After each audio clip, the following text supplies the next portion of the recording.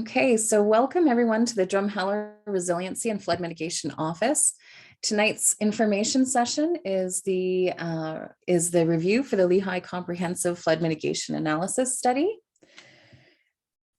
As many of you know, I'm Catherine Klocek. I'm the communications lead and your event host for this evening. Our agenda is as follows. I'll be opening with a land acknowledgement. I'll introduce our team. I'll introduce the presenters. Then we'll go through the study and the results of that study and the rest of the presentation. And then we'll open the panel to a question and answer period. So the questions will be done through our Q&A tool on the Zoom link. So if you go to your Zoom, mine is at the top toolbar. It says Q&A. You'll be able to post your questions there. So just a reminder, there's no personal information that's going to be shared at this meeting, including any appraisals. They will not be discussed. We will be presenting the numerous flood mitigation measures assessed for the community of Lehigh and the resulting mitigation measure that will be implemented based on the evaluation. The flood mitigation measures presented this evening are the same measures that were presented at the January 6th closed meeting, with the addition of conveyance improvements or straightening the river, and a discussion of that as a result of the public feedback that came from that closed meeting. The town of Drumheller respectfully acknowledges that we are on Treaty 7 territory, the ancestral and traditional territory of the Blackfoot Confederacy. That includes the Kainai, Bikani, and Siksika, as well as the Tsuut'ina First Nation, the Stoney Nakoda First Nation, and Métis Nation Region 3.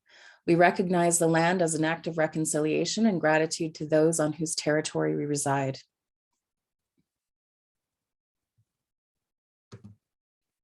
So I ask that everybody please respect your fellow neighbors and today's speakers. As always, abuse will not be tolerated. Any disrespectful behavior will result in being removed from the meeting immediately. The focus of today's meeting is the Lehigh Flood Mitigation Study, and this is the team of experts we have in the meeting. We will not be covering questions or content on any other projects at this time.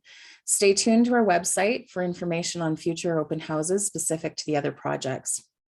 Virtual questions will be answered, as I mentioned, only through that Q&A tool after the presentation.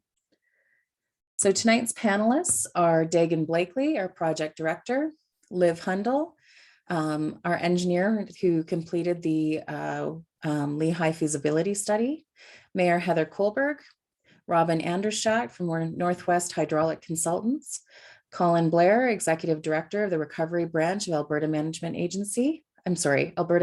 Management Agency, Paul Lawson, the land agent for Scott Land and Lease, Daryl Dromirsky, the CAO for the town of Drumheller, and myself, Catherine Klocek, the communications lead from Alchemy Communications.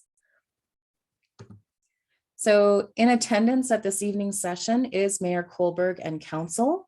So as that includes councillors Lisa Hansen-Zacharuk, Councillor Tony Lasher, Councillor Tom Zariski, Councillor Patrick Kalafa, Councillor Crystal Sereda, and Councillor Stephanie Price.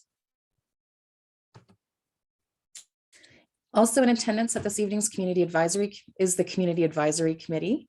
That includes Kate Samuels, Harvey Salties, Keith Hodgson, Tony Miglis, Wayne Powell, and Irv Gerling.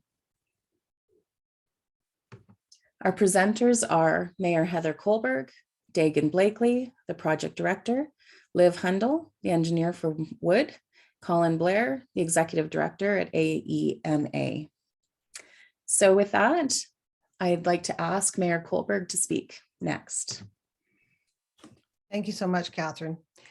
I just want to thank you all for taking the time to join us this evening. We are here to specifically discuss the community of Lehigh. The engineers working in the Lehigh area will present the results of the Lehigh Comprehensive Flood Mitigation Analysis Study. And as Catherine said, Q&A questions will be answered following the presentation. However, before we get started, I'd like to answer a few questions that have come to council directly or indirectly through the flood office. So one of those is, why was mayor and council not at the January 6th meeting? The intent of that meeting was to focus on the technical information. The absence of myself or any of the councillors has no way reflective of how we feel about the community. we ensured there, or we had them ensure that there would be a public community information session, which we are doing today. And so that's why we weren't there. Another question is, why does it seem that decisions have already been made? And decisions were not made immediately. Flood measures for the community of Lehigh were assessed by multiple engineering teams in the past and in the present. And all those experts have kind of come to the same conclusion. The most recent flood mitigation analysis study for the community has initiated as a result of the community input. This was not part of the original flood mitigation scope. So it was to ensure that every avenue was researched and taken every time they could to find out if every way could be investigated. And I want to just reinforce that past council, they encouraged and pushed the flood team to do this because we wanted to make sure that everything that could possibly be investigated was done. Another big question I would get is, why is council delegating the decision-making process to the flood team? So we have asked the entire flood team to be involved in this process. Myself and council, we're not experts on flood mitigation. There's not one person on council who's a qualified engineer or a qualified expert in anything to do with flood mitigation. As council, we are continuing with flood mitigation efforts that were started by previous councils long before us. This has been ongoing for numerous years, so we just continue to follow the process. There's so many experts involved in this to execute this project, and some of those, like, they include engineers, horticulturists, arboriculturists, flood experts, traffic experts, ornithologists, land architects, conservation services, downtown area and revitalization, Alberta management. There is just so many people involved in making this happen. So as you can see, there are a list of extensive team experts involved in this program. And none of us are qualified to do that. So we do count on the flood team. We also asked the flood team to review all queries, comments, suggestions that have been submitted regarding the project. And I want to be clear, we are no different than any other profession that asks for expert advice, such as a general practitioner asks a heart specialist, or an ophthalmologist asks, or an optometrist asks an ophthalmologist, or a lawyer asks a forensic expert. We are the first to admit that we are not experts in the flood mitigation. So yes, we do count on the professions in this field. Another question I get asked is, what is the difference between assessment and appraisal? So I'd like to clarify this. First off, all properties are based on assessed value, which is typically lower than an appraised value. And I can tell you the flood team worked extremely hard with the province to negotiate to have the value of the properties based on appraisals, which is a huge win for the homeowners. The average increase is about 50% in the community of Lehigh. So for example, if there's a property that's $100,000 assessed, the appraisal is coming in approximately $150,000. So that's a huge difference for the homeowners. So we're thankful that the flood team worked hard to get that. And we're also thankful that the province was willing to work with them. So as I said, the previous council, we asked the flood team to go back and explore everything possible. And they come back with the same conclusion. I was told by a resident yesterday that as council, we chose to take these roles. So we pretty much must take the abuse that comes with it. That may be exactly how you feel. However, when elected, every one of us continued on the same path as councils before us. And that was to get the funds to help our people and our valley and do our best to protect you, your homes, and the infrastructure from future disasters. Before I conclude, I want to say the truth is, no, We cannot feel your pain. We cannot feel your hurt. And we do not feel your sense of loss. However, we can hear it in your voice. We can read it in your letters and your emails.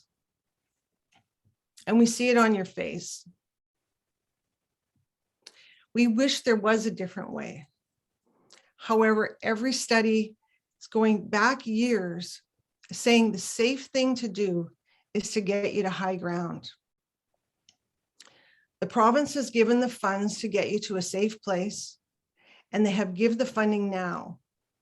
While you're home, your biggest asset still has value. I will now turn this over to the flood team. Thank you. Thank you, Mayor Kohlberg. With that, I'd like to introduce Dagan Blakely. Dagan is a senior water resources engineer and project manager with Kerwood Lytle Associates Limited, or KWL, and holds a master's degree specializing in open channel hydraulics. With more than 20 years of engineering experience in various roles for the province, the City of Calgary, and various engineering consulting firms. When she worked at the City of Calgary, Dagan led the river engineering team to deliver on the City of Calgary's key flood mitigation goals following the June 2013 flood, including improvements to the flood emergency response systems, update to land use policies, and structural mitigation projects like berms and bank erosion protection. She has also worked collaboratively on flood mapping and upstream reservoir projects with the province during her time with the city. Dagan? Thanks, Catherine. So as some background for the community of Lehigh, it is an area that's at significant risk of flooding. It has flooded twice in the past 2 decades, and the town needs to keep people and property safe for the larger floods that we're expecting into the future. So this image here shows the inundation that's expected from the Red Deer River at Lehigh for our design flow rate of 1,850 cubic meters per second. Next slide.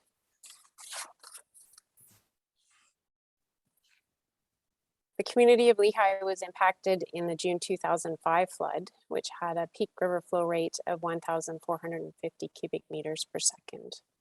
And you can see in the photos here, the inundation through the community was extensive. Next slide. The community was impacted again in June of 2013 at a little bit lower flow rate on the Red Deer River of 1,250 cubic meters. So the event that we're designing for is 25% greater than the events that we've seen in the past. And designing to this level will keep Drumheller residents safe and resilient into the future. So next slide. Just a little bit of a timeline for the Lehigh flood mitigation project.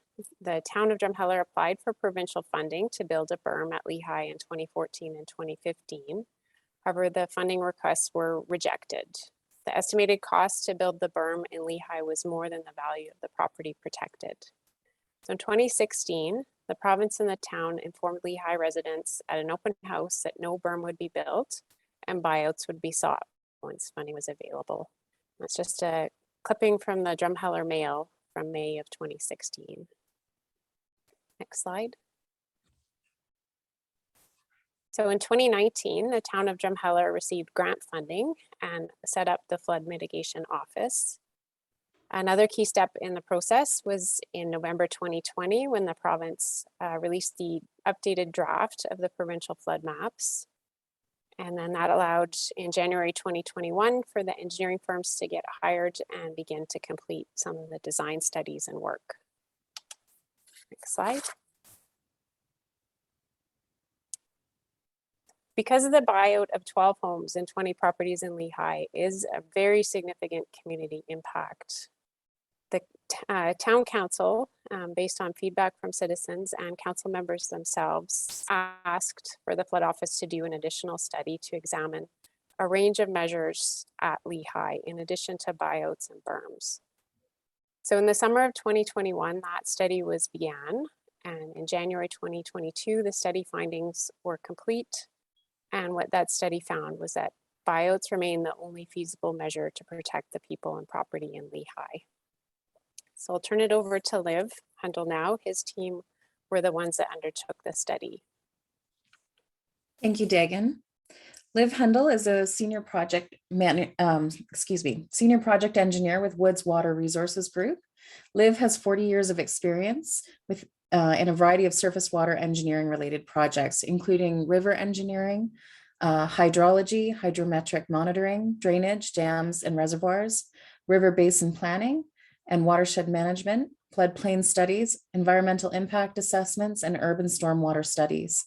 Liv has recently worked on design and delivery of flood berm and bank erosion protection projects in Foothills County, Bragg Creek, on the Bow, and Elbow River in Calgary and Medicine Hat. Liv? Yeah, thanks very much, Catherine, and thank you, Dagan.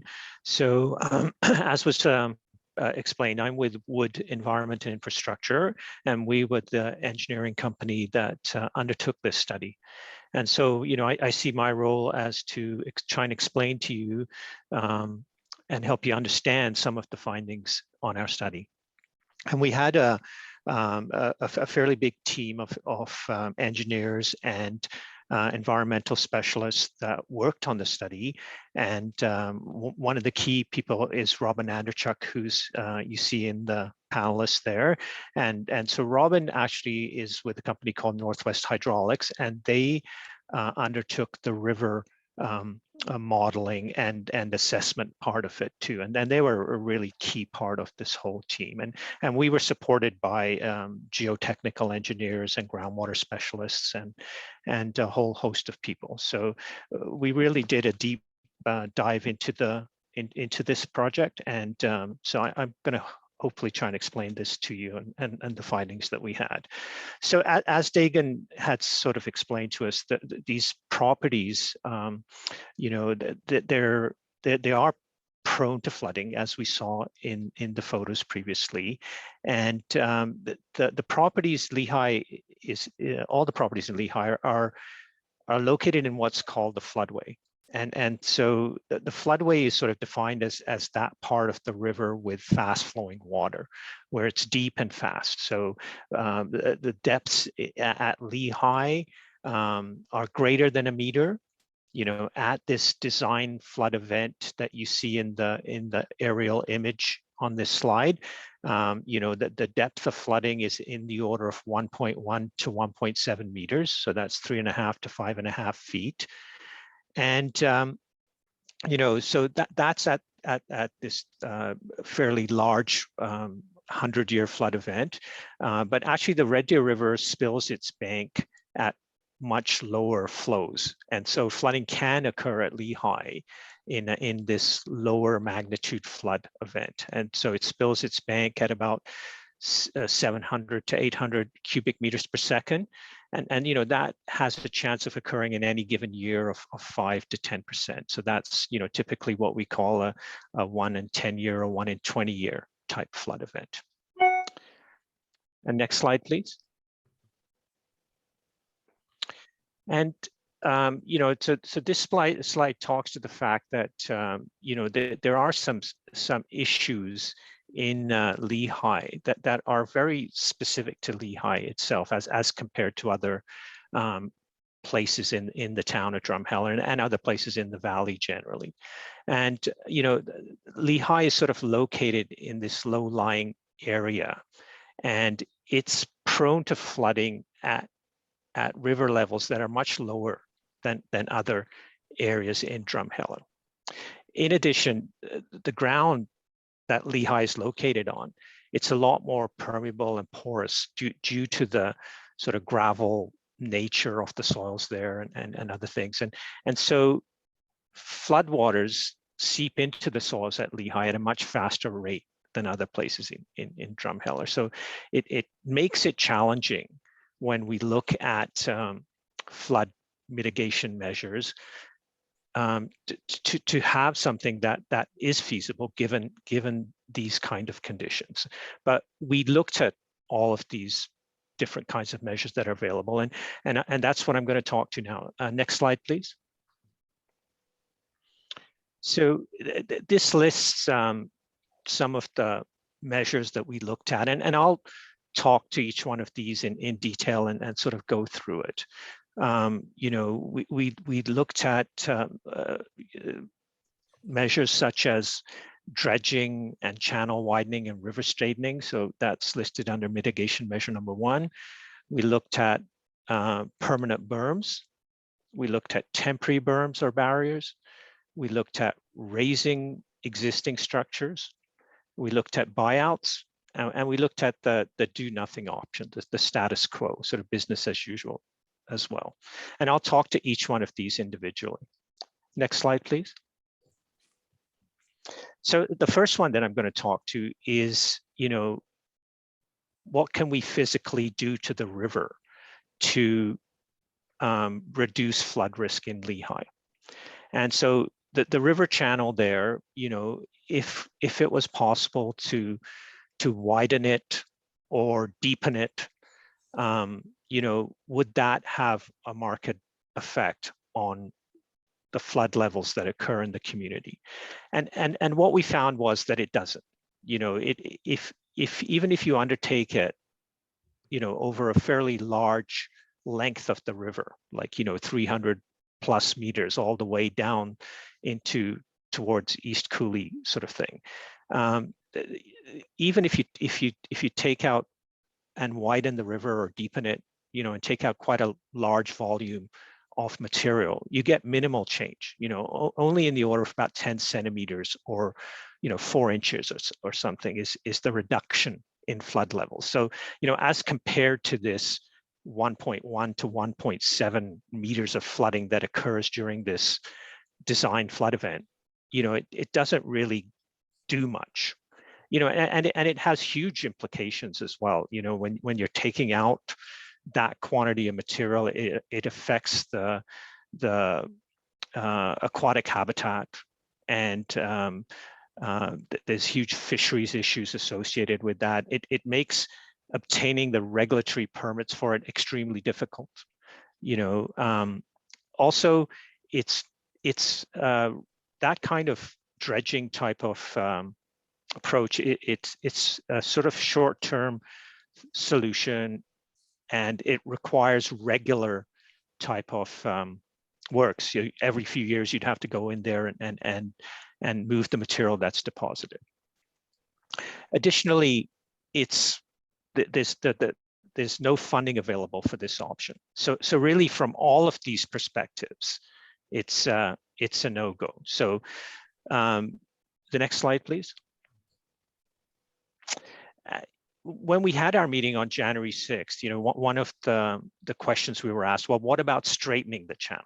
You know, what about, you know, if you were to sort of cut off the meander bend between Lehigh and East Cooley and straighten it, you know, would that improve conditions? And so we went away from that meeting and we looked at that option as well. And you know, you can see the photo there with the red dashed arrow. If we were to sort of excavate a channel and cut off that meander bed between the two communities, you know, would that help reduce the flood levels in Lehigh? And similar to the previous slide where I talk about widening and deepening the river, similarly, the channel straightening doesn't have much of an impact as far as reducing the flood levels. They're about the same. You know, it reduces flood levels about 10 centimeters.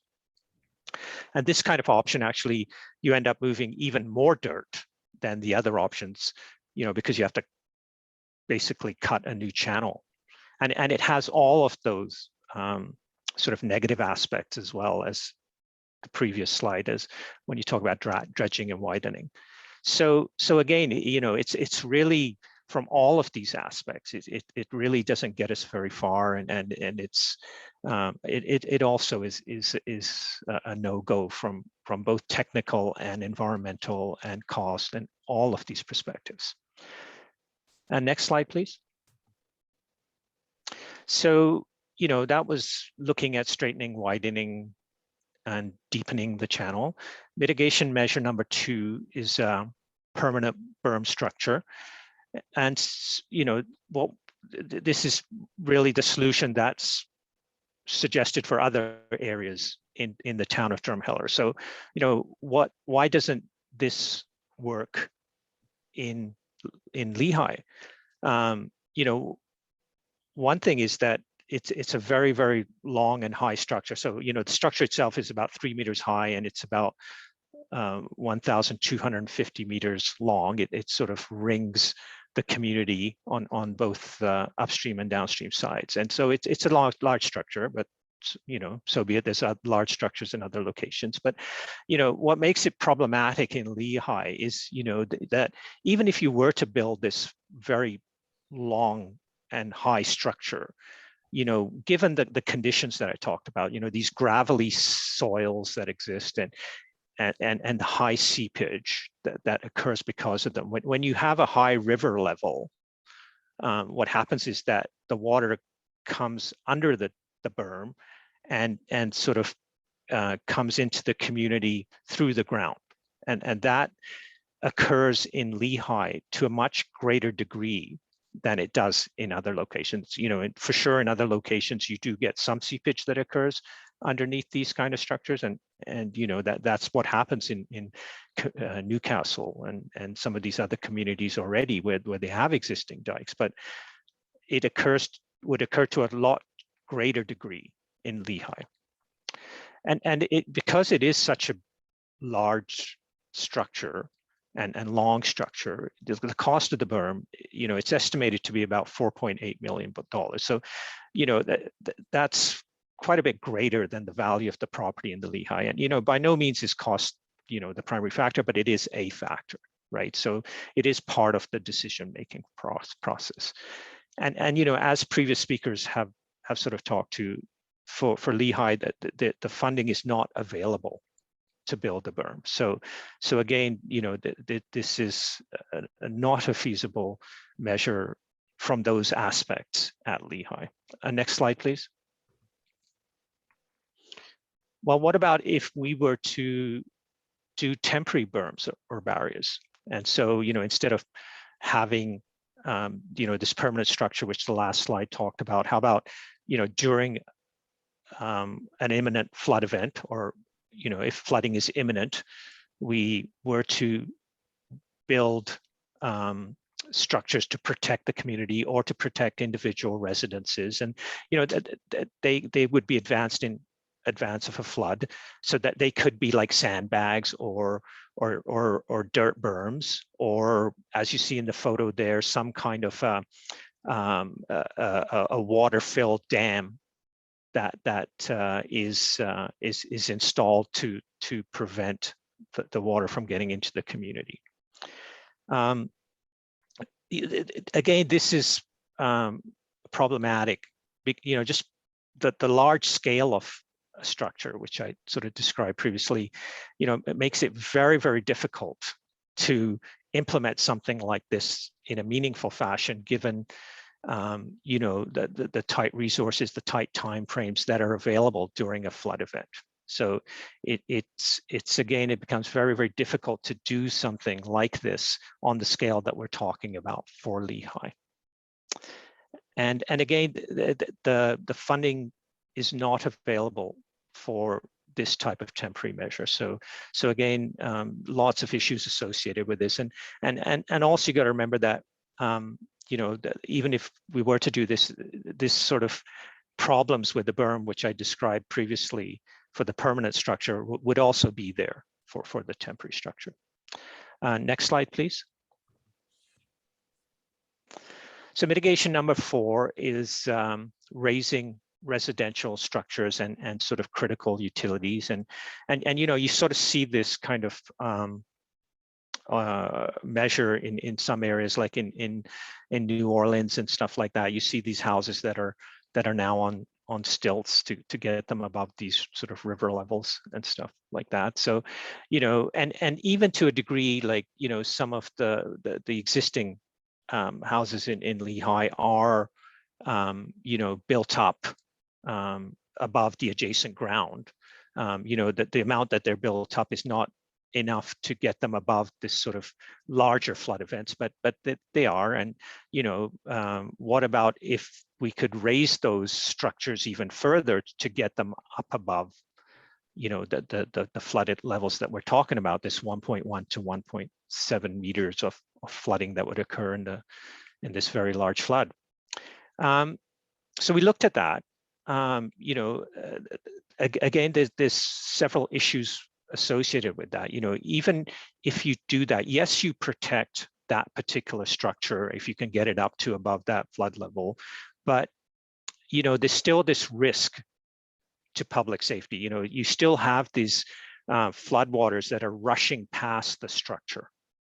And there's still the risk of damage to those structures. There's still a risk of damage to everything else that isn't above that level, and the residents there and the emergency responders. So all of that risk still occurs because these floodwaters are still rushing past these raised structures. So there's this risk of damage to the houses, the risk of damage to vehicles, outbuildings, shops, all of this stuff. There's the access and egress out of the community is still not available because all of the area is flooded. And again, there's this risk to people, both the residents and emergency responders during this flood event. And again, there's for this particular kind of measure that there's no funding available for it. So again, like numerous issues associated with it, and in particular that the safety and protection aspect of it for the residents and for emergency responders. Next slide, please. So this is the buyouts is sort of the recommended option forward, and it's due to the fact that there are none of the other options are viable, right? And so what typically happens in a buyout situation, and this happened after the 2013 flood in places like in Foothills County next to the High River and so forth, in properties that were located in the floodway there. And so it involves the purchase of the properties and then moving or demolition of those buildings and infrastructure. And it removes the flood impact risk to people and property. It removes the risk to emergency responders. And this is the measure that the provincial government is funding, or has made funds available for.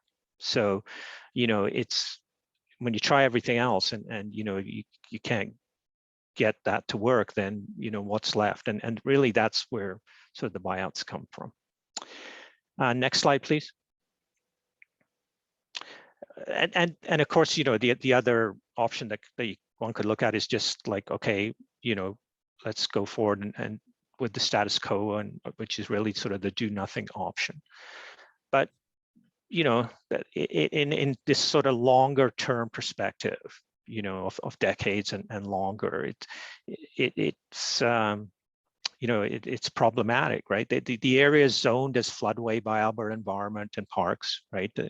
And it's got a particular zoning in the town bylaw which limits future development. So that's obviously an issue.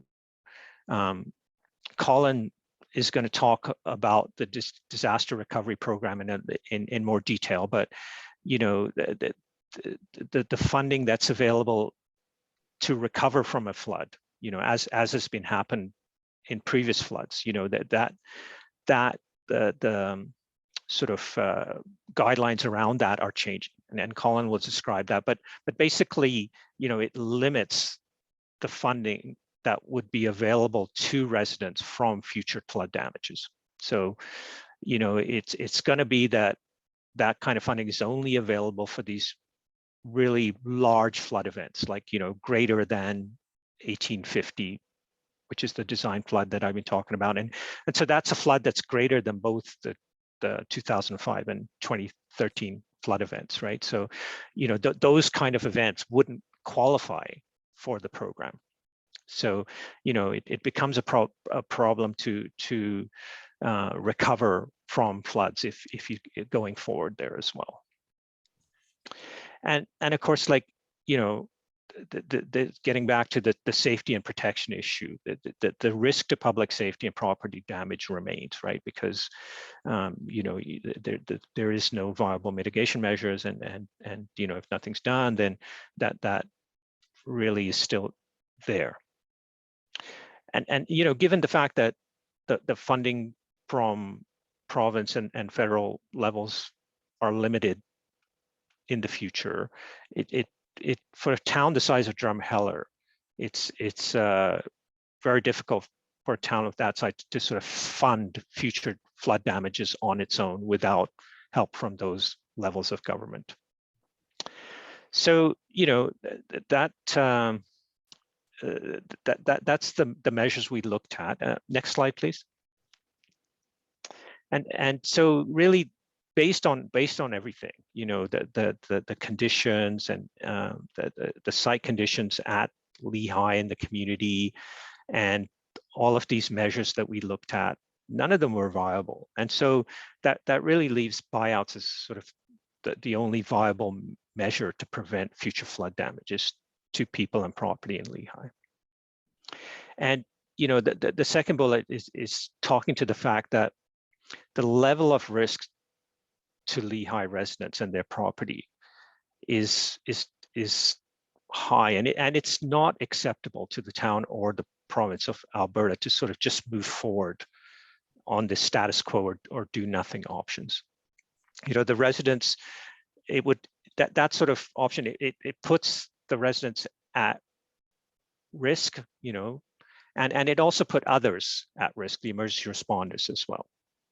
So you know, it's not really a very viable way to move forward is to sort of do nothing. So you know, that leaves us with buyout, and funding is available now to remove the risk. So that's the direction that the flood mitigation program is taking, and Dagan is going to talk a little bit more about that in detail, that you know, and the path forward. So next slide, please. So with that, I'll hand it back to Dagan, and she'll talk a little bit about how we move forward based on the study findings that I've just gone through. So Dagan. Thanks, Liv, for that excellent summary of your work. We'll go to the next slide.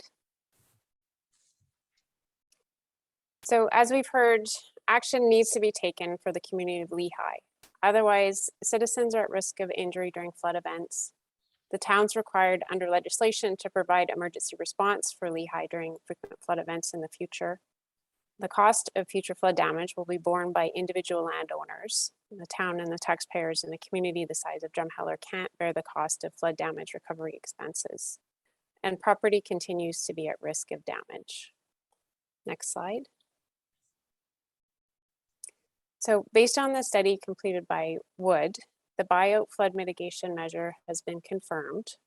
It's been approved by the province, and it will be actioned by the Flood Mitigation Office as the go-forward mitigation measure for Lehigh.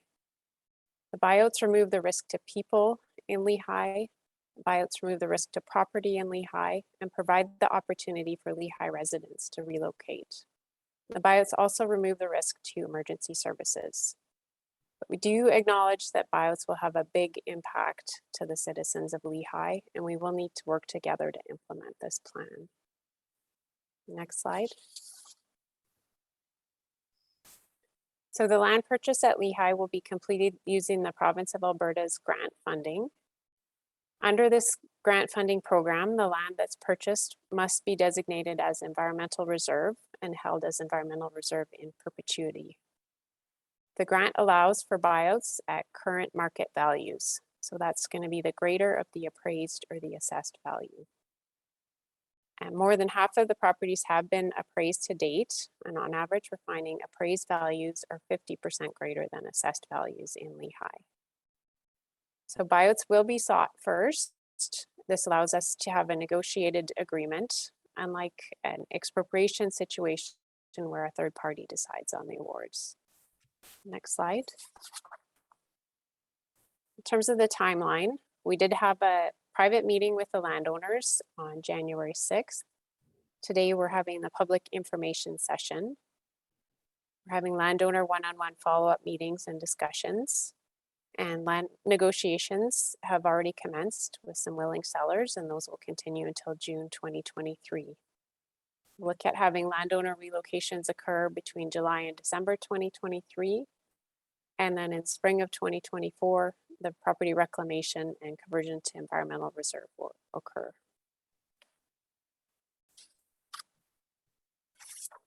So next slide, we're going to turn it over to Colin Blair. Thank you, Dagan. Since joining the public service in 2003, Colin has held senior leadership roles in emergency management, environment and sustainable resource development, economic development, and health. A former Army logistics officer, Colin served with the Canadian Armed Forces for 20 years and has a bachelor's in science from the Royal Roads Military College. Colin? Thanks, Catherine. Good evening, everybody. Thanks for the opportunity to come and speak to you. I just have a few slides as a bit of a backdrop to talk about disaster recovery programs. Next slide, please. I just want to get into a bit about the programs. So I'll compare and contrast about what we do in disaster recovery and what we do with insurance. Want to talk a bit about the context for change and then what those program changes are for DRP that have come into effect in 2021. Next slide, please. So we do have programs that provide financial assistance for uninsurable losses and damage that are caused by disaster. We do know we have a lot of things that happen in the province where hazards are impacting people and communities, but DRPs really only kick in when those disasters are considered extraordinary. We're dealing with losses that aren't covered by insurance. And of course, that's insurance that is not readily or reasonably available for that type of disaster. And we're dealing with programs that will cover widespread impacts to property loss. Next slide, please. So for the purposes of understanding what an extraordinary event is at the provincial level, we're talking about rainfall events that measure at least 1 in 25 for urban areas.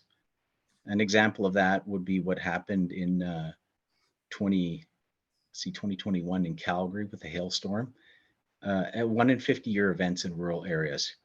When we're dealing with things that are near rivers, we're talking about stream flows where the waterways exceed a 1 in 100-year event. And for parts of the province to the north, where we're dealing with the Athabasca and Peace River, we are looking into ice jams, and we're looking at the ice levels that cause water backup that provide a similar type of water level event as in stream flow. Next slide, please. So I just wanted to do a little bit of compare and contrast between we cover in our programs and what is covered through insurance. So in the province right now, we do have coverage that is readily and reasonably available for wildfire, tornadoes, snow, hail, and ice storms, and earthquakes. In the province, the only hazard that isn't covered by readily and reasonably available insurance is overland flooding. There are opportunities for people to get insurance for sewer backup, and there are places where people are actually able to get insurance for flooding, but it is not readily or reasonably available. Next slide, please. So from the perspective of the programs themselves, they're intended to restore the basic essentials of life to pre-functional disaster condition and capability. What we're talking about here is we're talking about damage to homes, to small businesses and agricultural operations. So our guidelines do not get you into a place where you are going to be able to get everything back. They just hit those basic essentials of life. So if you've decided to put very expensive items into the basement of your home and your basement floods, you'll just get the basics. You won't get the full coverage. Next slide, please.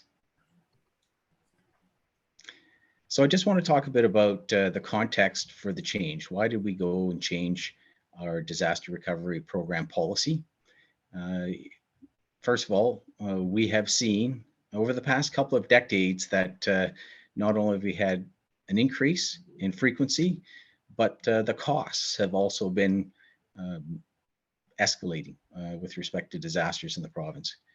We do have the ability with our federal government to obtain some financial assistance through the disaster financial assistance arrangements. However, they're continuing to make changes to those and increasing the liability on Albertans and Alberta taxpayers. And finally, while development is under the control and the legislative authority of the municipality, we have seen further development over the past couple of decades in flood-prone areas. And of course, this has increased overall provincial liability. Next slide, please. I just wanted to give you a few numbers around frequency and costs of disasters.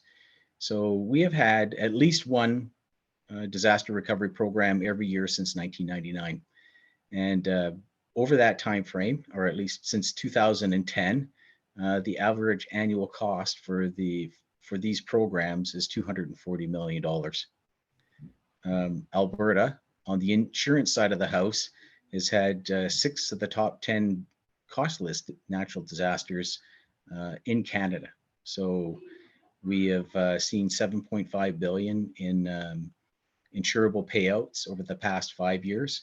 And of course, the 2 significant ones for the province was $3.6 billion for Fort McMurray in 2016 and the 2020 hailstorm at $1.2 billion. I'm expecting that we're probably going to get knocked down a bit after what happened in BC last year with their flooding. But again, you can see that we're starting to have some fairly significant impacts in both insurable and uninsurable losses as a result of hazards. Next slide, please. So to this end, some changes have been put in place in 2021 and onward. And these changes are not retroactive. They don't impact anything that's happened prior to 2021. And we do have actually a disaster recovery program for 2021 that will be impacted by these changes in the province. Next slide. So for homeowners, there's a one-time assistance limit per property with a maximum of $500,000 funding. So what's the breakdown on this? This is one-time funding. The limitation is to the property and not to the owner. So if you sell your house and somebody else buys it, the new owner picks it up. The upper limit is $500,000, and this is a one-time and not a cumulative. So I just wanted to point out that the average payout for disaster recovery program for residents in 2013 was $4,300 per home. We had a top end just under $40,000, but again, the average was about $43,000. So put that into perspective, that one-time opportunity would be $4,300, and that would be it.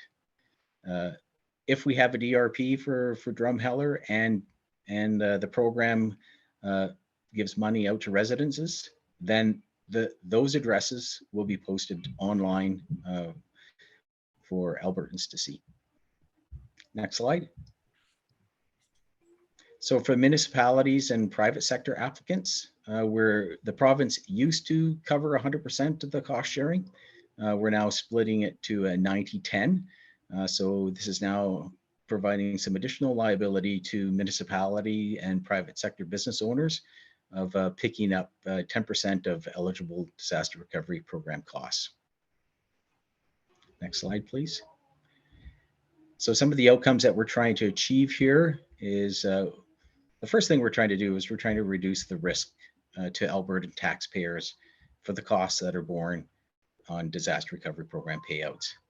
We're hoping that these changes are going to result in risk reduction efforts at the municipal level to see us get safer, more sustainable communities.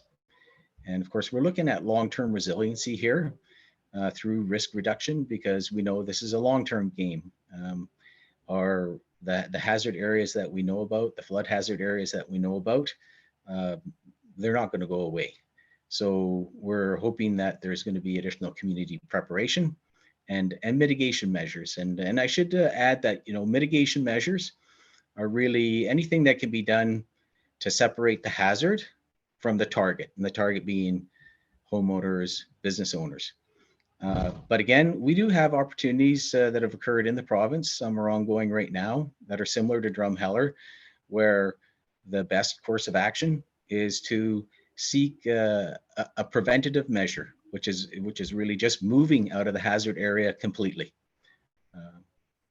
So this concludes my presentation. Thank you very much for the opportunity to provide some background on DRP. Thank you, Colin. Okay, so that is the end of our formal presentation. I want to direct everybody for more information to go to our website. That's where you'll find the full study there, as well as the summary. That's at floodreadiness.drumheller.ca. You can reach the communications team at floodreadiness@drumheller.ca, and you can reach the Community Advisory Committee at floodcommittee@drumheller.ca. So I know we have quite a few questions loaded up here, so I'm going to leave this contact information slide up, and I am going to open up the Q&A panel to any questions from the community. So the first question I'm going to direct to Dagan. The question is, where can the citizens who will be affected by the flood mitigation find studies performed by the engineering firms and the proposed berm designs? Dagan, do you want to answer that? Yeah, so as we have flood study reports ready, we will be posting them on the floodreadiness.drumheller.ca website. For the berms, there are currently some overview maps for the projects where we have designs ready posted on the website right now. And as well, there's some information from previous presentations that is posted on the website. But as the reports are ready, for example, the Lehigh report is now posted on the floodreadiness.drumheller.ca website for people to access and have a look at. Thanks, Dagan. The next question I'm going to direct to Robin Anderchuk.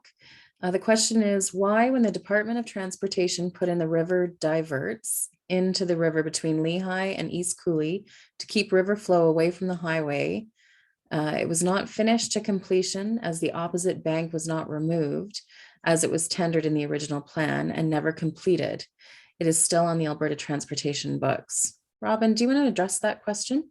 Well, I'll do as best I can. I don't have a complete answer to it, but I was looking at the design drawings that we have from Alberta Transportation, and it does show excavation on the right side of the river, and notes that it's to be completed by others. And normally that means that it's not the individual or organization doing the work that's going to do that, but some other party. So that might be something that we have to take back and try to see if we can get some more information on. I can say also that essentially what's shown on those drawings is one of the scenarios we analyzed in terms of channel widening in our report and our work over to LIV, and demonstrated that widening the channel and creating a nice gentle 2-to-1 slope on the opposite bank didn't have a tremendous effect on water levels, as Liv alluded to in his presentation. Thanks, Robin.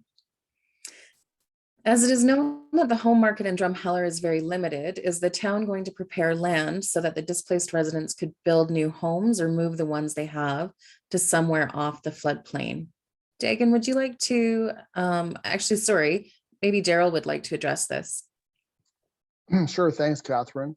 So we are looking at, there are a number of vacant lots in Drumheller already that we are looking at making available if people are interested. There's a subdivision that is approximately 50% full right now in downtown Drumheller. So with the opportunity to move up homes there if people are so interested. And other than that, if there are most of the lands that's available is privately held. And we haven't been successful in negotiating the purchases of those properties. Thank you. The next question is asking about the residents west of Lehigh. They're suggesting that those residents are at a lower elevation than Lehigh. Dagan, do you want to address that question? Sure. So in the grant funding applications and the plan by the Flood Mitigation Office, the communities that were prioritized for buyouts based on the frequency of flooding and the risk to them were Nackmine, West Rosedale, Rosedale, and Lehigh. And so those are the areas where we're proceeding with buyouts for the safety of the public and reducing damage to properties. Should there be funds left after that work is complete and after our flood berm construction is complete, then we could look at moving into other areas. Thanks, Dagan. Next question is it the plan of the flood office to demolish all the buildings in Lehigh or to move them and sell them, as that would be a more cost-effective plan than the demolition? Dagan? So to start with, the homeowners in Lehigh would actually be given the opportunity to relocate their home or move their home as part of the buyout program if that's of interest to them. And then likely what we will do and what we're going to be doing for the properties that have already been bought out in Drumheller is we will put out a tender where people can bid on either removing or demolishing the homes. Thank you. Next question is, if there is a flood of the magnitude that's being discussed that will put emergency responders at risk, what is being done to raise the road level to ensure the responders can get to East Cooley? Dagan? So the town of Drumheller and the flood office are looking at preparing emergency response plans in the event that we do have a flood in the coming months. And we will be building on the existing plans that we already have in place. In terms of the road at Lehigh, that road is not actually inundated at our design flood event. So it does remain dry and access there remains open for the 1,850 cubic meters per second flow rate. Thanks, Dagan.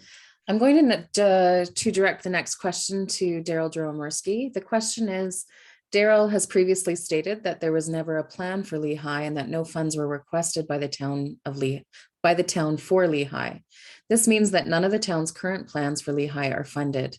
When will the town be submitting for grant funding to the Department of Alberta Environment and Parks for the protection of Lehigh based on the suggestions provided by residents and property owners of Lehigh? Thanks, Catherine. So I think there's part of this question I can answer, and I think part of that has been answered already by this presentation. So, and I guess my answer is I'm not sure where it was said previously that there was never funding requested for this. I think what we had always had said was that in the past, whenever grant applications made for berms, the province had turned them down, and that was I think answered at the beginning of the presentation. And then there was money. Sorry, there was a decision to do buyouts if and when the money was made available by the province, which it was in 2019. So I don't know where, and nothing's changed since then. So the second part of the question regarding applying to Alberta Environment and Parks, I think it's been pretty clear is that there are no other options, and that's what this presentation's really talked about, is that the money's been made available for buyouts, which has been confirmed by the options that were done in the study, that there isn't an option for berms or stilts or anything else that Liv presented before. Thanks, Daryl. The next question is, when will the town and its flood mitigation team be looking into and researching the suggestions that were presented by the landowners of Lehigh, as most have not been included in this study? Dagan or Liv, do you want to address that? I'll make a start, Catherine. So the Flood Mitigation Office hired Wood as an experienced independent engineering consulting firm to look at what measures would be viable options for Lehigh. And they did come up with a full range of options to look at mitigating flooding in the community. Now, we understand this is a huge impact to the residents, and there's probably an infinite number of things that we could research, but we do feel that we have looked at all of the reasonable measures, and we found that none of them are feasible with the exception of the buyouts. Thanks, Dagan. April has a comment here. So April, I'm just going to post that so it's publicly shown so everybody can read that. The next question is, what is the basis upon which Dagan projects larger future floods? Dagan? I'm actually going to call on Robin Andruszak as the hydrologist who came up with the design flood events. And so what I was meaning is we are going to see flood events in future bigger than what we saw in 2005 and 2013 when I made that comment, but perhaps Yeah. Robin can comment further. Well, that's the way I took your comment as well, Dagan. The 2013 and 2005 floods, while they were certainly very impactful to the valley and to the town, certainly not the worst that could possibly be seen. And that 1 in 100 design event of 1850 that we're talking about now is larger than 2005 and 2013. So I would just say, you know, like it's hard to kind of conceptualize sometimes too, what a really severe or, you know, potential extreme event that can occur in our lifetimes will look like. And certainly other communities across the province have seen that in the last 10 years or so. So I think that's the onus, or that's the reason why the town is trying to be very proactive and prepare for larger flooding. Thanks, Robin. The next question says, included in the flood mitigation taxpayer money received from the Alberta government was $20 million to be spent on flood relocation and mitigation buyouts. How much of that fund remains unspent? How much has been budgeted for the Lehigh flood relocations and buyouts? Dagan or Daryl, do you want to address that piece? I can cover that. So this was actually covered at council on January 24th. So if you want to go online and look at the council meeting notes, it's there. But of the 20 million land grant, council approved a budget of $17.66 million for the purchase of lands and $2.34 million for legal appraisal and land agent fees. To date, the town has purchased 11 properties for $4,737,160 and has spent an additional $660,800 in administration costs for a total expenditure of about $5.4 million. Thanks, Dagan. As per part 3.2B of the grant agreement, the number is 18GRSTR41 between the town of Drumheller and the Alberta Environment and Parks. As the town of Drumheller started the process to produce documents to be submitted to the department for the implementation of another suitable mechanism for the use of the lands post the end of the project. I can speak to that one as well. Okay. So we have had some discussions and meetings with the province regarding the mechanism for the land. For Lehigh, we will be looking at keeping it as environmental reserve.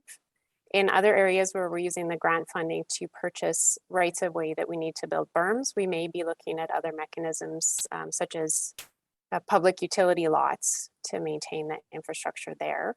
But in Lehigh, I will confirm again, we will be maintaining environmental reserve there. Thanks, Dagan. I'll have you stay handy here. Will the buyout prices be made public? Considering that taxpayer dollars are being used for buyouts, taxpayers are the purchasers, so it would be strange if purchasers were not entitled to know what they are paying, and making it very difficult to accept any argument that these purchase agreements are somehow confidential. So on that one, I think what we would be reporting on is the summed up totals, because that does relate to personal information for individuals. It's not the type of information that we would be releasing, but we would definitely be sharing what the totals are, for example, as I just did on the 11 properties that we've already purchased. Thanks. Next question is, who was the appraiser hired to appraise the Lehigh properties? If not a local appraiser, then why not? Has the appraiser gone into each Lehigh property to assess improvements, or have appraised values been largely based on square footage and tax assessments?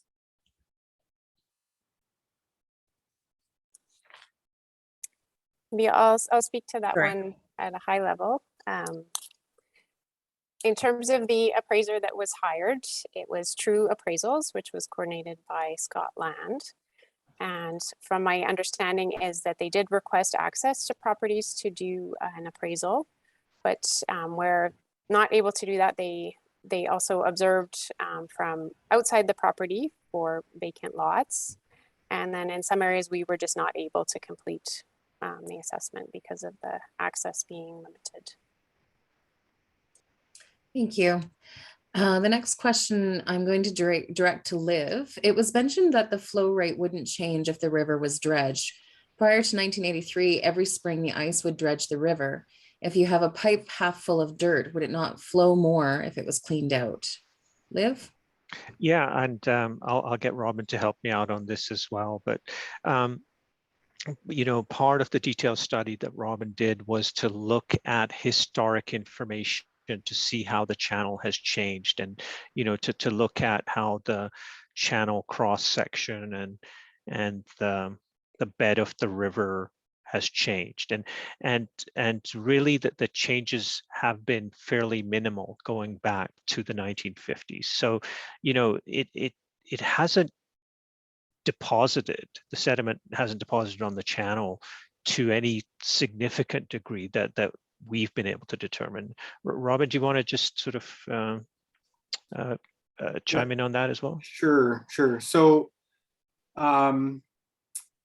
the question was about whether the flow rate would change, and it's not about the flow rate. So that 1850 number is not going to be affected or influenced by whether or not there's some deposition of material and maybe the channel gets narrower and things like that.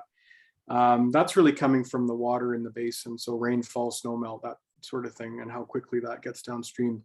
But what happens if the channel is widened or deepened is the velocity is going to change in response to that increase in flow area.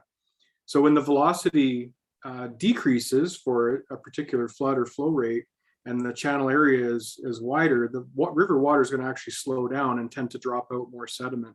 So that kind of creates a bit of a feedback. So the river systems that are you know, healthy and in good condition are going to find some kind of a balance and basically an equilibrium where the amount of sediment input and output is nicely in balance.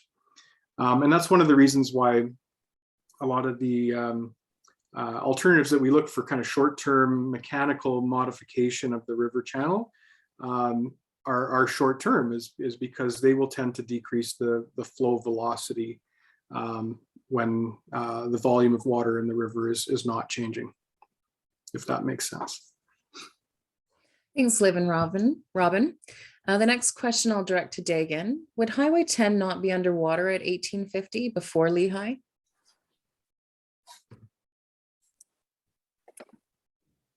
So I don't have the maps directly in front of me, but maybe I can ask Liv to comment on that, as he has very recently looked at the area in detail.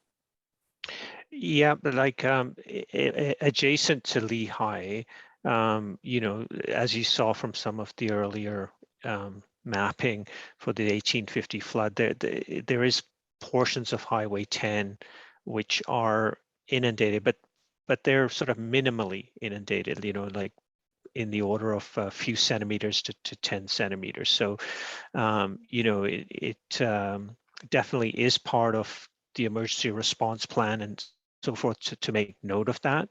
But the depths are not that great as far as the flooding of Highway 10 goes.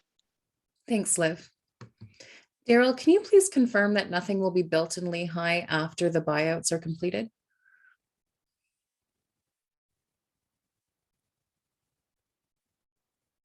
Daryl? Sorry about that. I was just, so the questions around environmental reserves and whether or not anything could be built there. And so I was just confirming with the Municipal Government Act that once land is turned into an environmental reserve, it can no longer be changed into something else without, I think the only option is to have ministerial approval So there is no, once it's turned into it, you cannot change it, which is exactly why the province has said that they're telling everybody that they have to turn them into environmental reserves, and we're no different. Thanks, Daryl. The next question I'm going to direct to Dagan. As it is so dangerous to live in Lehigh, clearly no one will be allowed to rent these properties. Is that true or false? So our plan right now after completion of buyouts would be to have the homes removed or demolished in that community. Thank you. Liv, can you confirm that your results for groundwater flooding are only based on 3 drilled holes? We did have 3 boreholes that were drilled for our study. And additionally, on top of that, we had access to water well records for 2 groundwater wells in the community. And so those also provide us with really good information on the ground conditions and the water levels. And so between the water wells and the boreholes, we were able to characterize ground conditions over Lehigh. And this provided sort of sufficient coverage across Lehigh for our study. Thanks, Liv.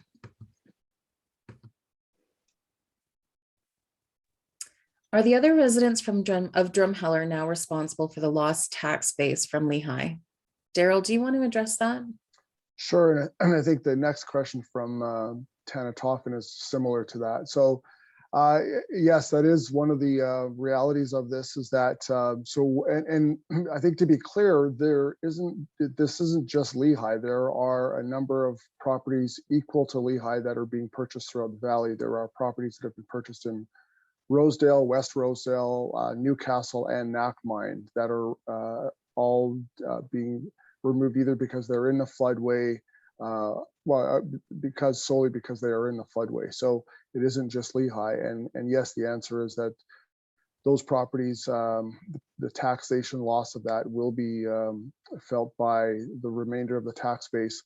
The goal, of course, is to be able to have lands developed or have the assessed values of properties that were low prior to having no protection increase in value, which will help stabilize the assessment for the valley. Thanks, Daryl. Mayor Kohlberg, the next question is directed to you. You had mentioned community input in your opening statement. Can you clarify where you got community input for Lehigh? Sure, Catherine. I just had myself blocked off there. Yeah, community input was passed on to us from the previous council, as well as letters and emails we got from residents.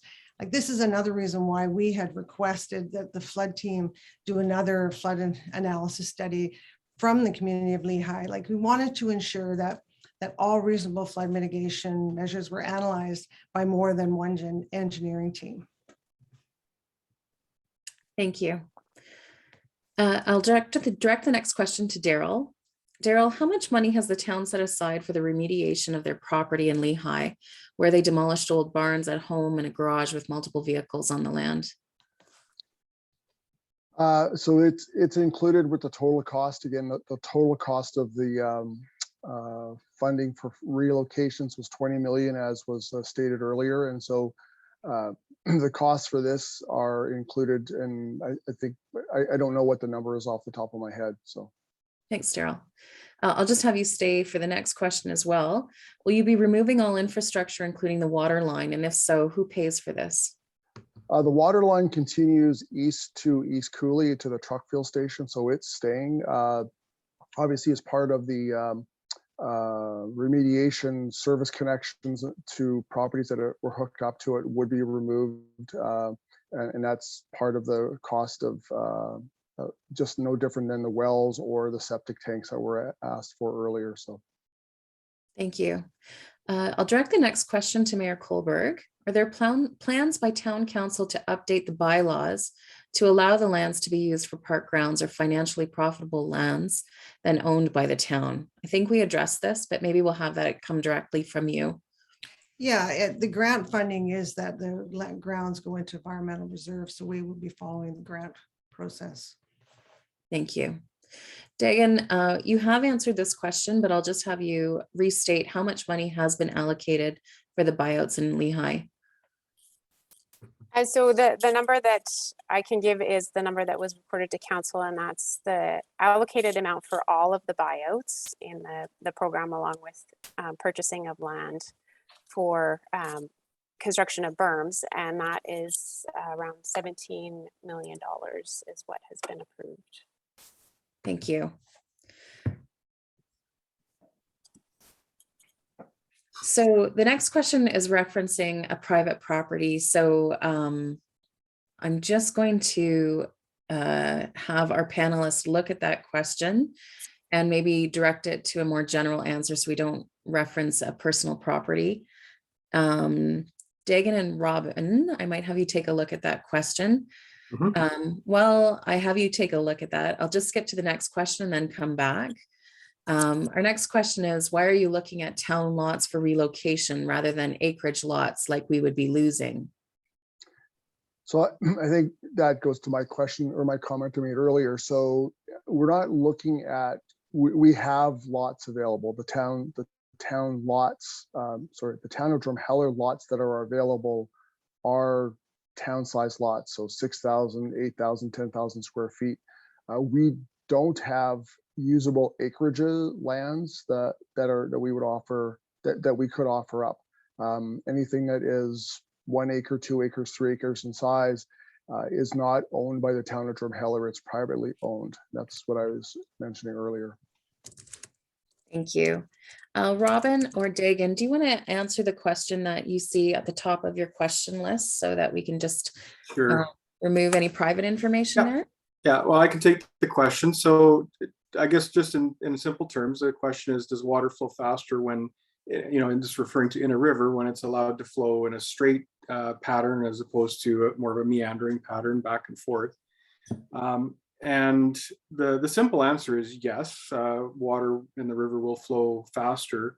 What happens is actually based on energy losses. So water flowing through a meandering or a bending pattern is losing more energy. There's more resistance to the flow. So the water level will increase and the velocity will go down in a more meandering reach. One of the things that's happened, in a lot of places throughout the province where there's meandering rivers is they've been straightened over time, and that's actually led to more problems than actually solutions in a lot of cases. So in simple terms, yes, definitely it will move a little bit faster.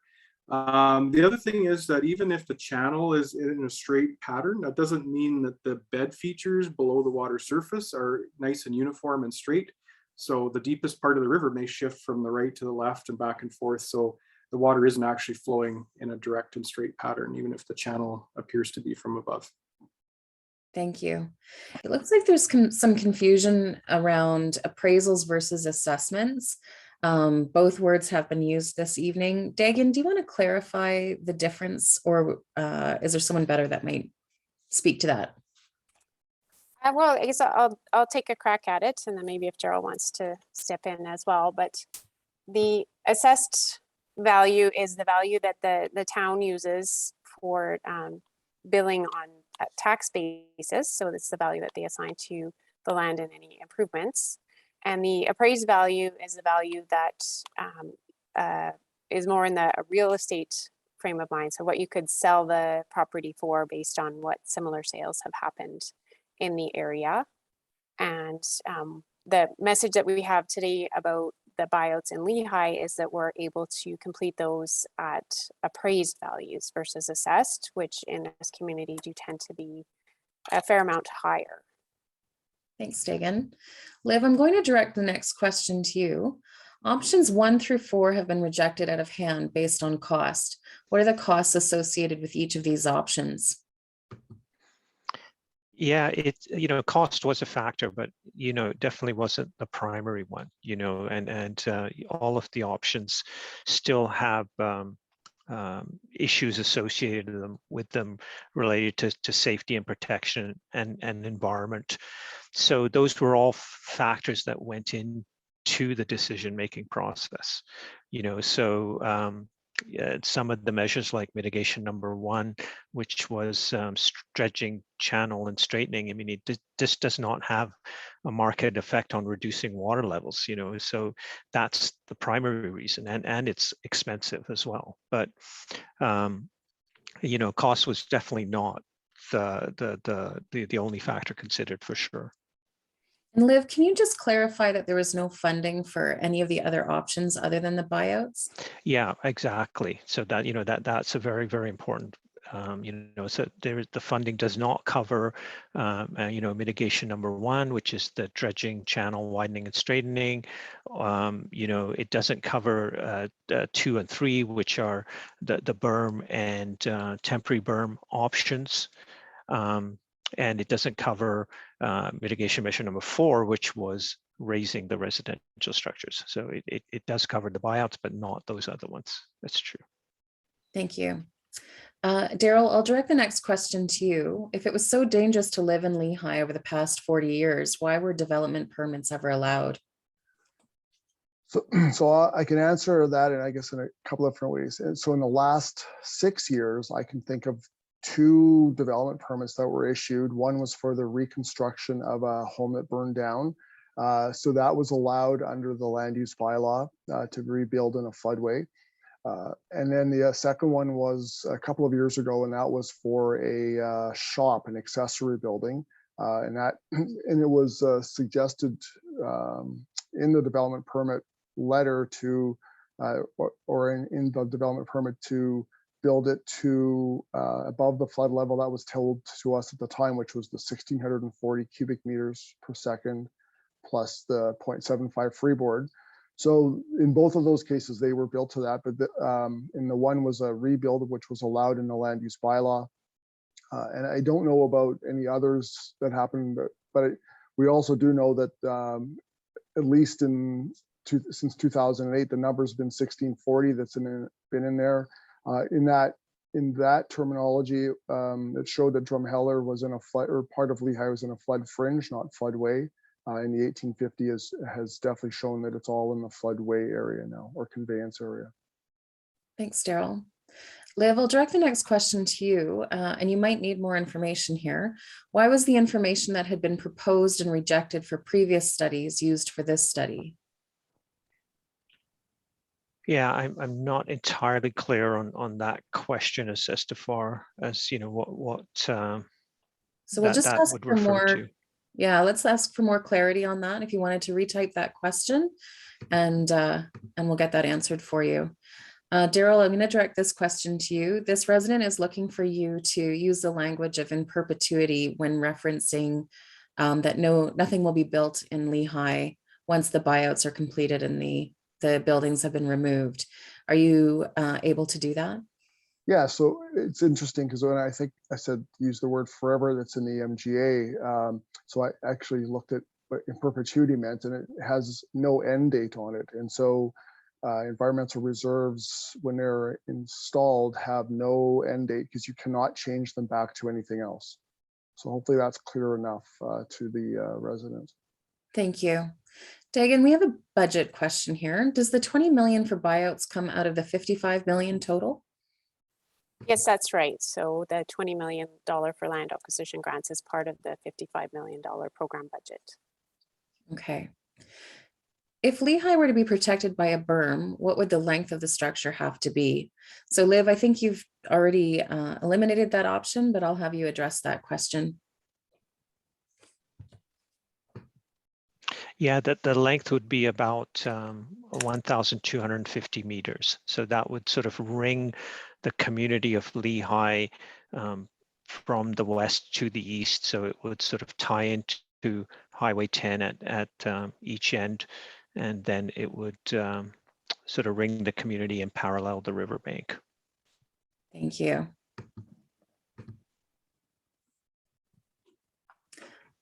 This is a question asking, why was perpetuity not addressed in the January 6th meeting? Daryl, do you want to address that?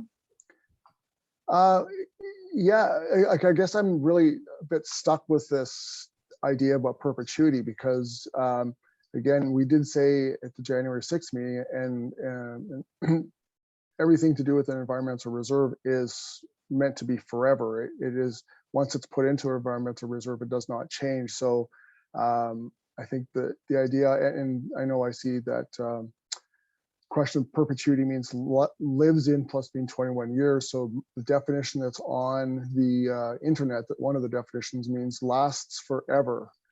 So which is different. So again, the idea that it's, once they're changed into an environmental reserve, they cannot be changed from an environmental reserve without, I believe it's ministerial approval, which I don't believe. I know that I see Bill Hunter's on our meeting, and Bill would tell us probably better than everybody that you don't get environmental reserves changed. So. Thank you. Liv, you mentioned that the highway will be slightly underwater. East Cooley is lower than Lehigh. Does this mean that the highway will be a way for water to get into the into East Cooley from behind their berm? I know we're not addressing East Cooley tonight, but this is that highway that connects. So do you want to address that? Or Robin, you spoke to it earlier as well. I can take it. If you go on to the Alberta Environment online flood mapping tool, at some point, floods.alberta.ca. Currently, the latest mapping available for Drumheller is still the draft mapping.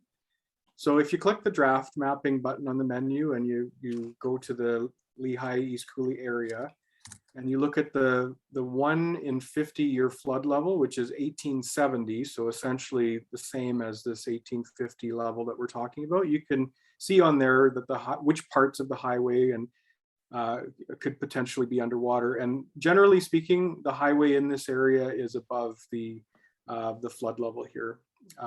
It's high and dry, so access shouldn't be a major concern.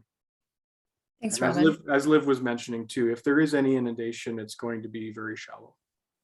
Thank you. Regarding the dredging channel widening request for the southeast end of Lehigh, was there an environmental approval requested? This is being asked due to the wording in the report stating approvals would be challenging. Liv, do you want to answer that? There have been no regulatory applications made for the for the dredging option. The assessment of it is based on our understanding of the rules and regulations, and just the previous experience and knowledge around dredging types of projects. So that that's where that sort of challenging aspect of it comes in. And also it would be even more challenging, even without all the other environmental impacts and so forth, given that it really doesn't have any market effect on reducing flood levels. Thanks, Liv. Daryl, I'm going to address the next question to you. What about the 4-year caveat on environmental reserves that was discussed in council last week? Can you address that? I can't, because I guess I need more information. I'm not sure what the 4-year caveat on environmental reserves discussed was. I don't recall that at all. So. Okay, we'll just ask for more information on that. Yeah. Daryl, while I have you, can you just address whether or not campgrounds are permitted on environmental reserves? They are not. So again, an environmental reserve means it must go back to its natural state. So you're not putting structures on there. Anything that's sort of a passive recreation is allowed. So you could put walking paths and a bench or two, but it's not putting campgrounds or anything that is not considered naturalized. Thank you. So I'm just asking for more clarity on a couple more questions here.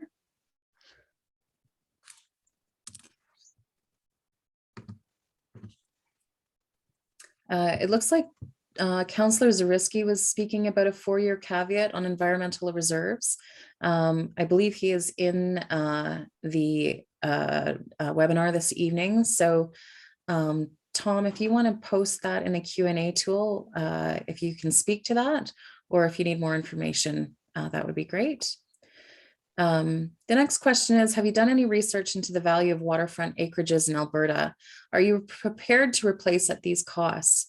I would also like to know why the requests for access for appraisals were done in the name of feasibility studies.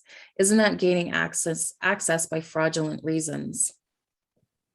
Dagan, would you like to answer that one, or would you like me to address that to someone else? No, I can speak to that. So the appraisal companies that we are working with are looking at comparable properties within the Drumheller area when they're doing their assessments of the price. And so there is, you're right, there is a limited amount of similar properties. So they do have a challenging job, but they do try to do their best with the information available on recent sales and purchases in the area. The second part of the question, let's find that again. Sorry, we've already moved that over. So if that person wants to repost that, please go ahead and do that. While we wait for that, the next question is, according to the study materials previously provided, based on funding criteria, we are only constructing dikes in areas where we have a benefit cost ratio greater than 1-to-1 in value. The benefit cost ratio in Lehigh is less than 1-to-1. Please confirm that costs are the reason why a berm is not being produced to protect the people of Lehigh. Liv, do you want to speak to that again? I know you've spoken to that a number of times, but let's just clarify again. Yeah, for sure. Cost is a factor, but it's definitely not the only factor for sure. You know, a berm at Lehigh would be significantly more sort of leaky than sort of berms proposed for other areas of Drumheller. And, you know, that's due to these sort of permeable soils at Lehigh.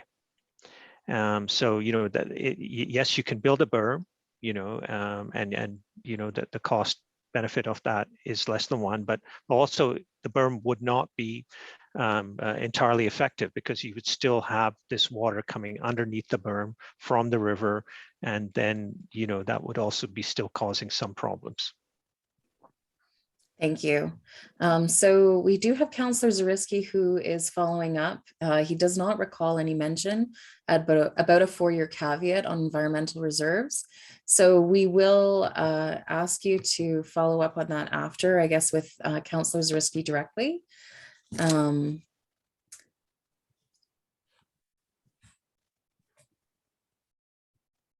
We have another question that's come in about an ongoing legal situation, so we won't be addressing that publicly.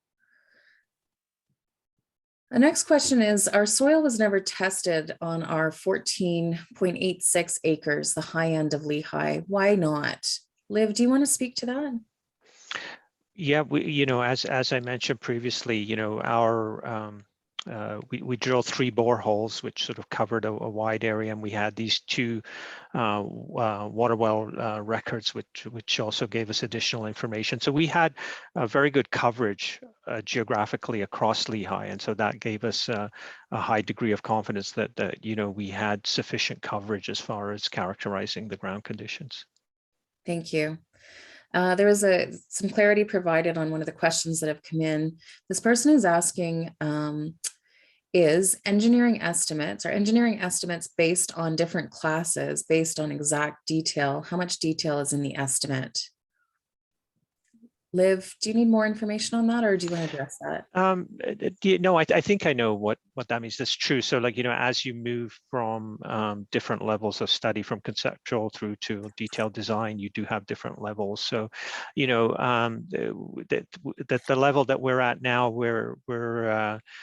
we did a fairly detailed assessment, and so I would say it's sort of like a class 3 type of estimate. You know, we're fairly confident now on the unit costs of materials and so forth. So, you know, that does give us a good degree of confidence on our cost estimates. Thank you. So we are available to answer more questions if you have them. So the next question I'll address to Liv regarding this study. Why were the 3 boreholes done in the exact same locations as were done in previously rejected studies in 2015 when the town wanted to put a berm through the middle of Lehigh? I'm not aware of those previous boreholes that were done. Or if they were done, but I don't believe that was a factor in determining where these particular boreholes were drilled. They were picked to provide this sort of wide coverage throughout Lehigh. Thank you. Mayor Kohlberg, I'm going to address this question to you. Do you believe Lehigh needs a 10-foot berm? Why do you think no elected official is fighting for this community? Yeah, sure, I'll answer that. As far as the 10-foot berm, again, I go back to the fact that none of us on council are engineers, and we have left these engineering studies and everything else to the experts. As far as fighting for the community, I mean, this council and the last council pushed hard at the flood mitigation program. In fact, there was a second study, or an extra study done that wasn't even in the funding, and we pushed to see if there was any other alternative, and they've come back to the same thing. So yes, we have pushed the flood team hard to find if there was any other answers. Thank you. Liv, if you have a good deal of confidence on cost estimates, why are we not being provided with the cost estimates on each of the options 1 through 4? That information is there in the report. Particularly for the permanent berm option, there's a detailed cost breakdown for that option. The other options, they do have cost estimates associated with them in the report. And, also, as I've stated before, cost is not the primary factor with those options. That there are many other issues associated with them, but that information is there in the report. Thank you. Thank you, Liv. This person is asking why the request for access to the properties was said to be for the feasibility study. They're wondering whether that's fraud or not. Liv, can you confirm that you did need to have the assessments on the properties done to complete the feasibility study? That was a very valuable part of the study, obviously to look at the cost benefit analysis part of it. We need to have a very good idea of what the costs were, for sure. Thank you.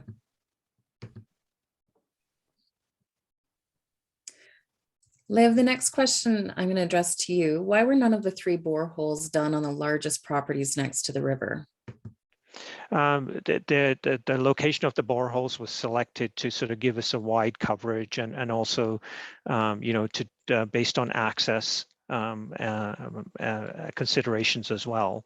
And that's what the 3 boreholes we selected were sort of determined to be the best to sort of meet that criteria.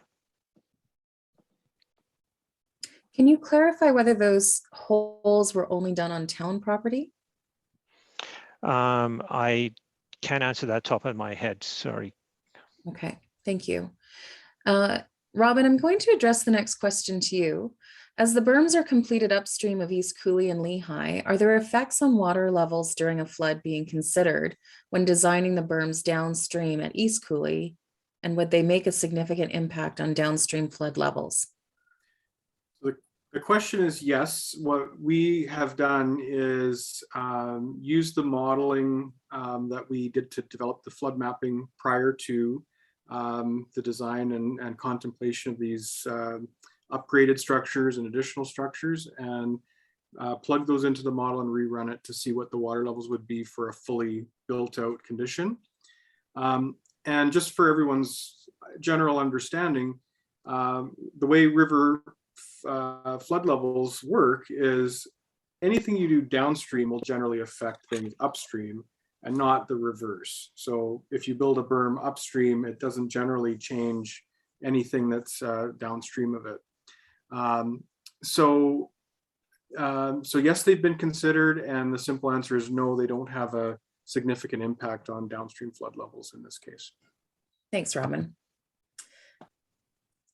Liv, we have more questions about those boreholes. Is a map of the locations of those holes available in the study?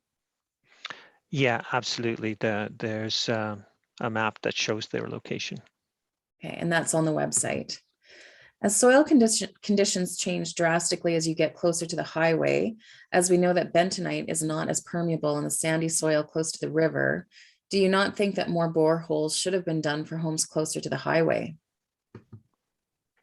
We had a wide variety of locations for the boreholes. So we had some close to the river, some far away, and additionally, the water well records that we looked at were also providing us information. So we did cover not just locations close to the river, but sort of throughout the community.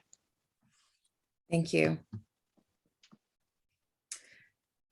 Dagan, we have a question around how much money has been spent to date. I know that the audit completed for last year is publicly available. Do you want to address where we're at currently? And so we will be having another audit to cover the first 6 months of 2021. We don't have the information available up to date that I can share with you today, but at some point in the next few months, we will be providing another update to council on the expenditures to date. And at that time, we can make that information publicly available. Thank you.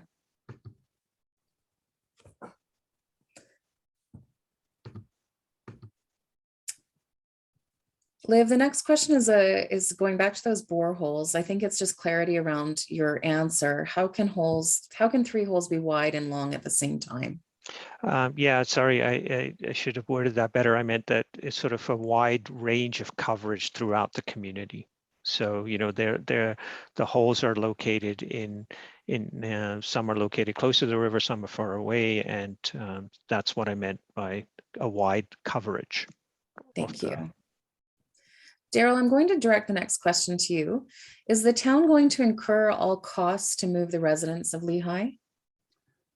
No, the cost for the purchase of homes at or properties at market value, or sorry, appraised value, not a market value, appraised value, is intended. We are looking at options to let the property owners take some of their outbuildings at no cost, or include that at a negligible cost. But really, we're not going to help with other costs that involve at this time. Thank you.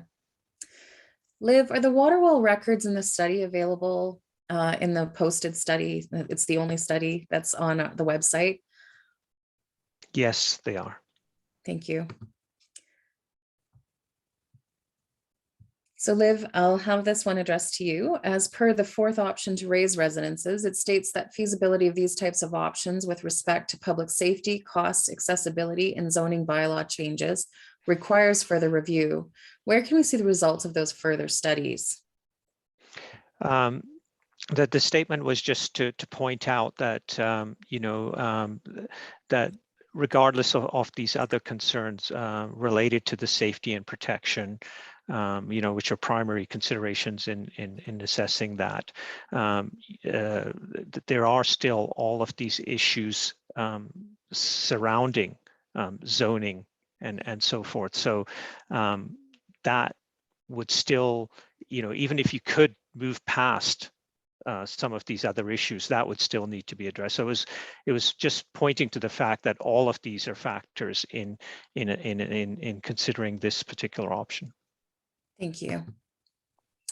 So the next person is saying that no person in Lehigh should incur any costs related to having to leave this community based on the requirements of the flood office. Daryl, why is the town not covering these costs? Actually, I think Dagan, who's been a bit closer to the buyout process, I don't know if you can answer that. Sorry to make you answer that. So under the grant funding program, what we are permitted to cover is the costs of a fair market value for the purchase of the property and the legal fees associated with the transfer. So that's the funds available under the grant program. Thank you. So just a reminder, the feasibility study with the mapping is on the website on the resources page. Also, we're not addressing any other berms, discussion of any other berms tonight. Tonight is about Lehigh. So if you have any other questions, please post them and we'll get to them as soon as we can.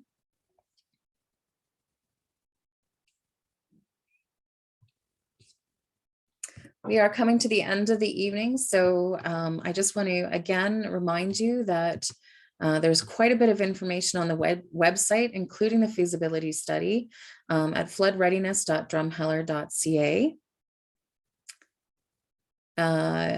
We won't be addressing any personal situations here. So someone is asking, can we explain why none of this information was available on January 6th? So as discussed, the feasibility study was posted after the event, and that information has stayed the same. The study is the same on the website.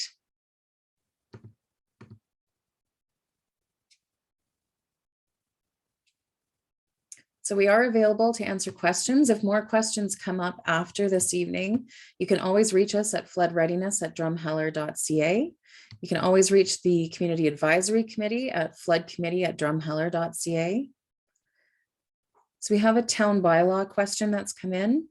Daryl, can the flood conveyance zone under the town bylaw be revised in the future?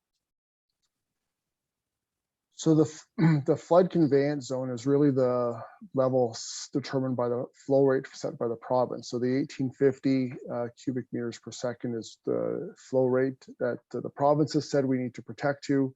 That's the flood conveyance zone. So I guess in the future, and then the only difference is that in protected areas that would be protected by a berm, once the berm has been completed, those areas would not show flood conveyance, but would show protected, and they may show protected with asterisks if there's not, if there's some adaptive fill required to get to the 1850. But other than that, there's nothing that shows that we would go back to a lower or remove a conveyance zone, because the province is the one that's actually determined what that is in Drumheller and everywhere else in Alberta. Thank you. So that concludes our presentation for this evening. I'd like to thank everybody for attending. I'd like to thank our panelists and Colin Blair for helping us this evening. If you'd like to get a hold of us, please don't hesitate to reach out to us at floodreadiness@drumheller.ca. All of the information discussed tonight is available at floodreadiness.drumheller.ca. And you can reach the Community Advisory Committee at floodcommittee@drumheller.ca. So thank you for attending, and we look forward to speaking with